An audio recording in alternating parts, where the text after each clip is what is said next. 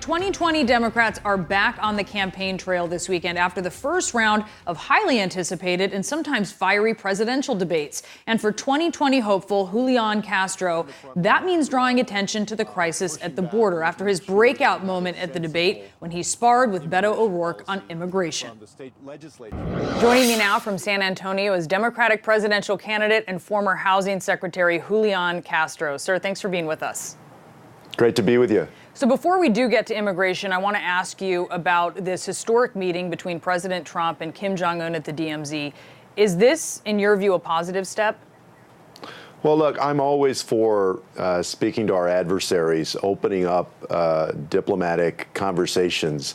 The problem is that this president seems bent on approaching this very erratically, very haphazardly. As you know, Brianna, he did this at the last minute. And the problem with that is that to be effective, this usually goes the other way around. There's a lot of staff work that goes into preparing a meeting like this so that concrete terms are on the table and you can get something out of the meeting. They had the first summit, the Singapore summit, I guess just over a year ago. And North Korea has not abided by what it promised at that summit, which was to produce an inventory of their weapons stockpile so that there could be a baseline for further talks.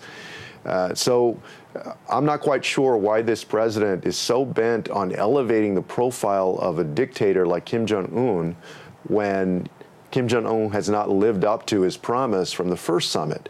It's been a failure so far. We can always, and I will be hopeful that there's some progress that comes out of this. Is restarting talks, again, the president said that this is reopening discussion. Is that not progress in your view? Well, usually that reopening of discussion is done by lower level staff. And the reason for that is that you want to work up toward an agreement that the president can get, something that's concretely on the table. What it seems like is that for the president, this is what he's about. It's all show. It's all symbolism. It's not substance. And right after the Singapore summit a year ago, he told the American people, and folks will remember this, that North Korea was no longer a threat. But it turns out that then they did weapons testing after that. So there is a problem here. He keeps telling us one thing, but the reality is another, and haphazardly meeting with Kim Jong-un, raising his profile, strengthening him across the world with nothing for the United States. That is a problem. Now, the president says, I want to talk to you about immigration right now. The president is saying that he plans to start some raids next week on some migrant families who have been court-ordered to leave the country. There's Los Angeles and Chicago who have said that they're going to direct their police departments to not assist ICE in rounding up immigrants. Would you encourage police departments to follow suit in other cities? Yes, I would, because I believe that local law enforcement should do its job and federal law enforcement has its own job to do. So I'm glad to see that Los Angeles and Chicago are doing that. The other thing is, what's very clear is that this president likes to terrorize these immigrant families. He likes to scare them. He likes to use this issue as a political weapon to draw up fear and paranoia in his base, and he thinks that this is going to help him get reelected with a narrow electoral college victory in 2020 the way he got in 2016.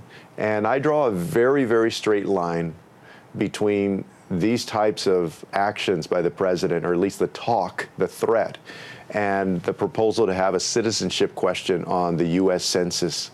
He wants to scare these immigrant families. He wants self-deportation, and he wants to chill the others from participating in American life.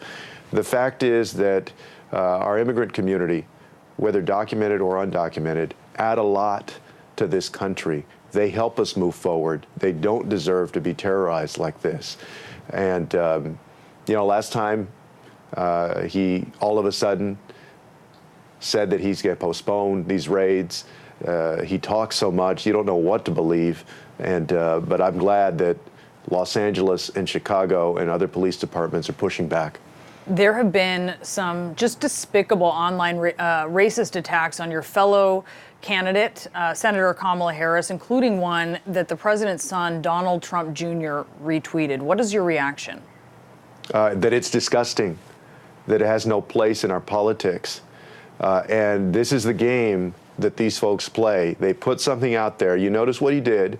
He tweeted it out, and then he deleted it like a coward, so he can say, oh, that was just a mistake. But he knows what he's doing. He's giving voice to these racist utterances about Senator Harris. We need to dispel them immediately and condemn them, and then not give them any more life, because they're disgusting. I want to ask you about another one of your fellow candidates, Beto O'Rourke. You criticized him for not supporting your push to decriminalize crossing the border. Afterward, according to the Texas Tribune, you said at a campaign event that while you were previously written off as the, quote, other Texan, you are now, quote, the Texan in this race. Are you saying that the former congressman's campaign is effectively over? No, of course. I have a lot of respect for Congressman O'Rourke. I was glad to support him when he ran against Senator Cruz. He and I get along well. The disagreement that we had the other night was about policy. It wasn't personality. And, I'm glad that 13 other candidates now, you may have seen on the second night of the debate, they asked this question: who believes that we should repeal that law that I was talking about, Section 1325, the Immigration Nationality Act? And either 8 or 9 of the 10 people on that stage that night raised their hand. So 13 other candidates have said, if we want to end family separation, the way to do that is to repeal that section of the Immigration Nationality Act. And I've proposed that we do that. Congressman O'Rourke has refused to agree to that. So many people, a lot of immigration lawyers have said we have to do that if we're going to effectively end family separation. So this is about the people that are impacted by this. I was just at the Clint detention facility yesterday, where there have been reports of terrible living conditions, of children being mistreated, of all sorts of things that we cannot justify as Americans or human beings. So this is important to me. It's not about a personal difference. It's about the policy.